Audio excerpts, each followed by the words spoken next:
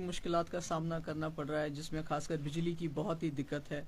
सर्दी में लोग ठिठुर रहे हैं और इस बार सर्दी भी कुछ ज़्यादा हो रही है। इसके अलावा राशन जो बीपीएल कार्ड्स कैंसिल किए गए हैं, कोई 1.5 लाख लोगों के, उस वजह से भी लोगों को बहुत दिक्कत है। हमने एक बार मुफ्ती मोहम्मद सईद साहब की एक स्कीम इंट्रोड्यूस की थी, जिससे जो है लोगों को एक्स्ट्रा राशन मिलता था। बड़ी मुश्किल होती है लोगों को, मगर उससे भी जो ज़्यादा ज़रूरी बात मैं आज करना चाहती हूँ, मैं गुजारिश करना चाहती हूँ उमर अब्दुल्ला साहब से कि वो इन बातों की तरफ ध्यान दे। एक तो ये है कि हमारी ज़मीन, हमारी जो हमारी रीढ़ की हड्डी मुश्किल हालात में रही है, वो रहे हमारा हॉर्टिकल्चर।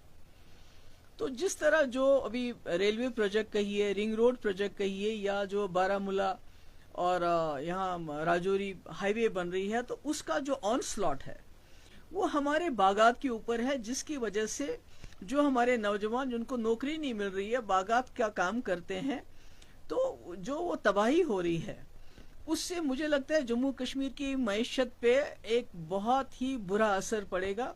और खुदा ना खास्ता हमारे हालात जो हमारी बाकी रियासतें हैं, जहाँ से लोग यहाँ मजदूरी करने के लिए आते हैं, तो मुझे लगता है हम उससे बदतर हो जाएंगे। तो मैं चाहती हूँ उमर साहब इसकी तरफ खास ध्यान दे कि जो हमारे हॉर्टिकल्चर की ज़मीनें दिन ब दिन बड़े बड़े प्रोजेक्ट्स के अंडर जा रही है, उसका वो मामला हल करें। और दूसरा, ये जो 30 सैटेलाइट टाउनशिप्स बन रहे हैं, बस्तियां बन रही हैं, और उसके लिए 1,20,000 कनाल ज़मीन की ज़रूरत है, तो हमें बताएं कि ये सैटेलाइट टाउन्स या बस्तियां किन लोगों के लिए बन रही हैं, यहाँ किसको बसाना है। क्योंकि हमें इसके बारे में बड़ा लोगों में तहफ़्फ़ुज़ है कि ये क्या हो रहा है, कौन लोग हैं जिनको यहाँ बसाया जाता है। क्योंकि जो आज हम पूरी दुनिया में देख रहे हैं, पूरी दुनिया में जहाँ लोग जो हैं कमज़ोर नज़र आते हैं, तो उनको दबाया जाता है, उनसे उनकी ज़मीन हड़पी जाती है।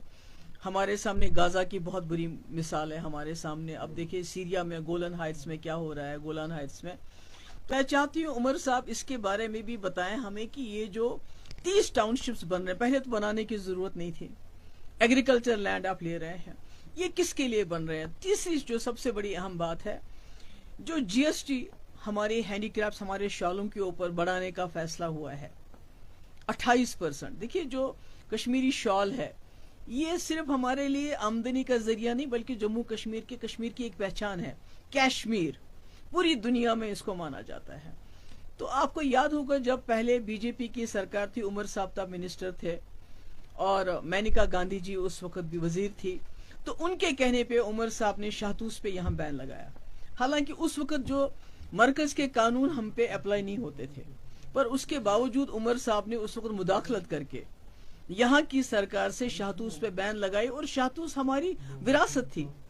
तो कहीं ना कहीं उससे भी बहुत नुकसान हो गया, खासकर जो हमारी औरतें, हमारी बहनें शाहतूस काटती थी, उनका बड़ा नुकसान हो। और आज शॉल सरमाया है, तो आज जब आप जीएसटी बढ़ाते हैं 28%, तो उससे ये जो हमारी सनत है, खुदा ना खास्ता ये खुद ही मर जाएगी। जैसे हॉर्टिकल्चर की ज़मीनों को पे डेवलपमेंट वर्क्स करके रेलवे लाइन हो, रिंग रोड है, दूसरा करके उसको ख़त्म करने की कोशिश हो रही है।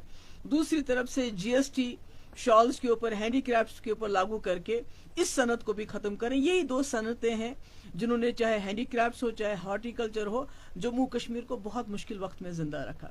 तो मेरी बहुत मुतमाना गुजारिश है उमर साहब से कि ये हमारा सरमाया है।